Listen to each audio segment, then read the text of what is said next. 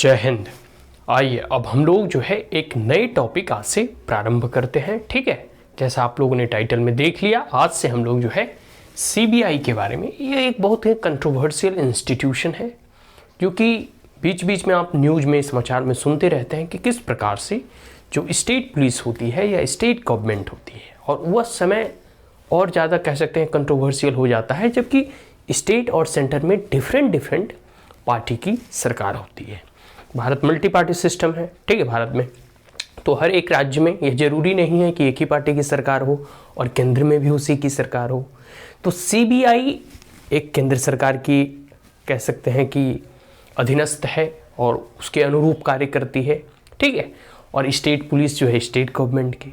तो कई बार ऐसे क्रिटिकल इशूज़, क्रिटिकल मैटर या ऐसे केसेस, ऐसे इवेंट घट जाते हैं जिसमें देखते हो लोग सड़कें जाम कर देते हैं या फिर न्यायालय में जाते हैं और कहते हैं कि इसकी इंक्वायरी सीबीआई से करानी चाहिए। कई बार होता है कि क्योंकि स्टेट की पुलिस जो है, स्टेट के एडमिनिस्ट्रेशन या फिर लोकल जो कह सकते हैं प्रेशर होता है, उसके कारण हो सकता है कि इन्वेस्टिगेशन में कुछ जो है लूपहोल्स हो सकते हैं या लोग उस पर ट्रस्ट भी कभी कभी नहीं करते हैं, क्योंकि होता है कंट्रोवर्सी हो जाते हैं बहुत सारे, अपने अपने कारण होते हैं। इलेक्शन हो गया, पार्टी पॉलिटिक्स हो गया, या समुदाय विशेष हो गए, कास्टिज्म हो गए। तो इन तमाम चीज़ों को देखते हुए कई बार आपने सुना होगा कि हम लोग की मतलब जो प्रोटेस्ट कर रहे होते हैं वो डिमांड करते हैं या न्यायालय में जाकर अपने पक्ष रखते हैं कि इस मैटर का जांच जो है सीबीआई से कराना चाहिए, ठीक है।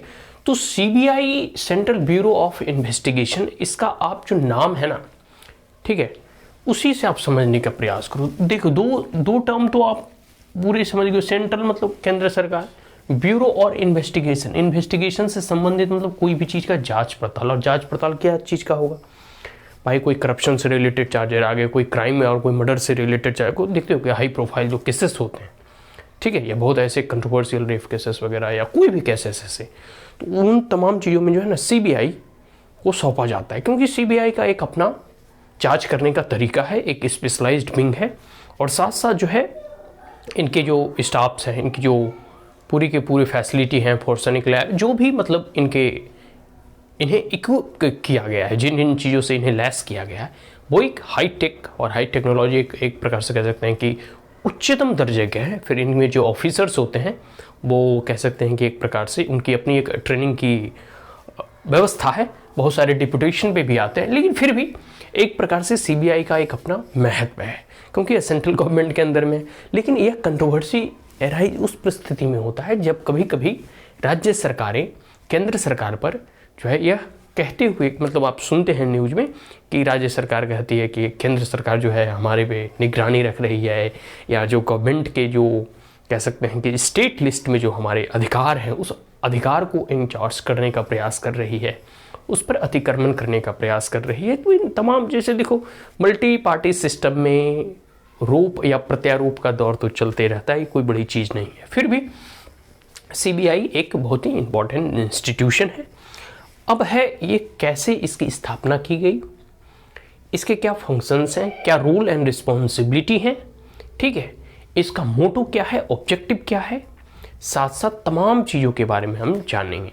लेकिन अभी हम यहाँ एक इंट्रोडक्टरी लेक्चर में जान लेते हैं सेंट्रल ब्यूरो ऑफ इन्वेस्टिगेशन क्या है, इसकी स्थापना किस साल की गई थी, और ये जो है किन इंपॉर्टेंट इनमें जो कमेटी के रिकमेंडेशन के आधार पर इन्हें इस्टेब्लिश किया गया, ठीक है। तो सबसे पहले हम लोग जान लेते हैं कि सीबीआई सेटअप इन 1963, ठीक है। सेंट्रल ब्यूरो ऑफ इन्वेस्टिगेशन जो है 1963 ईस्वी में जो इसकी स्थापना की गई थी by a resolution of ministry of home affair. Ministry of home affairs के एक रिसोल्यूशन, एक प्रस्ताव के माध्यम से। Later it was transfer to the ministry of personnel, ठीक है। फिर बाद में जो है यह मिनिस्ट्री ऑफ होम अफेयर से हटा के मिनिस्ट्री ऑफ पर्सनल में इसे ट्रांसफर कर दिया गया। And now it enjoy a status attached office, एक अटैच्ड ऑफिस के रूप में अभी इसकी एक स्टेटस है, ठीक है। आगे है स्पेशल पुलिस इस्टेब्लिशमेंट। देखो एक स्पेशल पुलिस इस्टेब्लिशमेंट जो है which look into the vigilance cases setup in 1941। मतलब एक प्रकार से यह जो इंस्टीट्यूशन है, मोर और लेस कह सकते हैं, वो 1941 में, मतलब अंग्रेजों के ज़माने से ही चला आ रहा है, जो कि स्पेशल पुलिस इस्टेब्लिशमेंट के माध्यम से जो है इस्टेब्लिश किया गया था 1941 में। मतलब अंग्रेज जो है, जो केंद्र में वहाँ वाइसराय वगैरह होते थे, वो स्टेट में निगरानी रखने के लिए और ऑफिसर्स में करप्शन वगैरह या फिर कोई भी चीज़ का क्राइम वगैरह या फिर एडमिनिस्ट्रेशन वगैरह को देखना, इन तमाम चीज़ों पर वह एक प्रकार से विजिलेंस करते थे। ठीक है, विजिलेंस मतलब सतर्क रहते थे, मतलब जागरूक होकर देखते थे।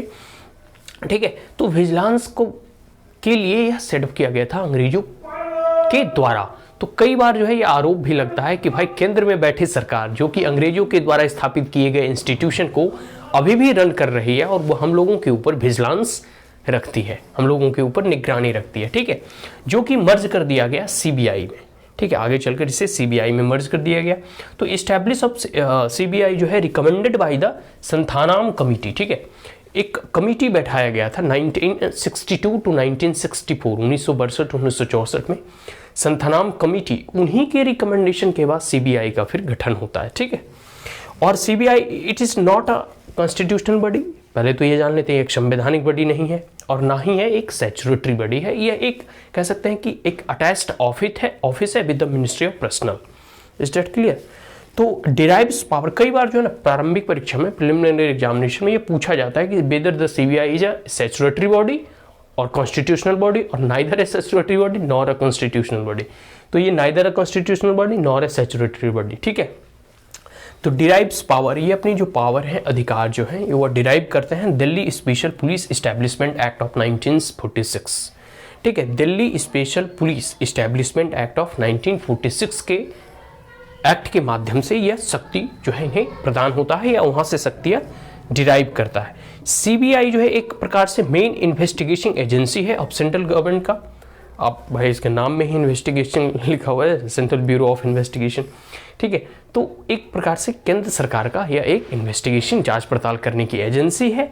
And rule of prevention of corruption, जो कि जिसका कार्य है कि करप्शन, ठीक है, मतलब घूसखोरी भ्रष्टाचार को कम करना, ठीक है, उसे रोकना, and maintaining integrity of an administration, और जो एडमिनिस्ट्रेशन जो सुचारू रूप से जो प्रशासनिक सेवा है, जो कार्य है, उसकी क्रेडिबिलिटी और उसकी इंटीग्रिटी को बरकरार रखने का कार्य इस सीबीआई का होता है। ठीक है, and provide assistance to CBC. CBC मतलब सेंट्रल विजिलेंस कमीशन। जब हम लोग सीबीसी के बारे में पढ़ रहे थे तो यह हम लोगों ने पढ़ा था कि सीबीआई और कह सकते हैं कि कभी कभी सेंट्रल विजिलेंस कमीशन दोनों मिलजुल कर कई एक करप्शन के चार्जेस को डील करते हैं और एक दूसरे को असिस्ट प्रोवाइड कराते हैं, मतलब एक प्रकार से सहायता प्रदान करना।